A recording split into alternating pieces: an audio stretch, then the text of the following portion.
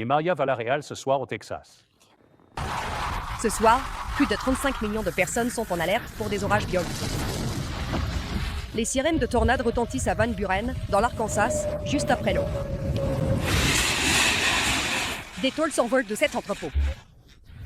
Les autorités de Van Buren affirment qu'au moins 50 bâtiments ont été touchés. Comment ça s'est passé chez vous? C'est parti, tout est parti. Des familles sous le choc. J'ai juste entendu un grand bruit, ma fenêtre s'est fissurée. Un arbre est tombé sur la fenêtre. Mec, c'était si près de mon lit. Dans la nuit, plusieurs tornades ont été signalées au Nouveau-Mexique et dans l'ouest du Texas. Cette puissante tornade tournoyait près de l'Ovette. Les chasseurs de tempêtes, Simon Brewer et Justin Drake, se sont approchés de très près. Oh la vache, mec! Les orages ont aussi déversé des pluies torrentielles qui ont piégé des automobilistes à Shallow-Water, au Texas. La foudre est probablement responsable de l'incendie de ces énormes réservoirs de stockage de pétrole qui se sont embrasés au sud-est d'Oklahoma City. Et une première vague d'orage dans la région de Boston a fait tomber des arbres. Des avions s'entassaient à l'aéroport LaGuardia de New York.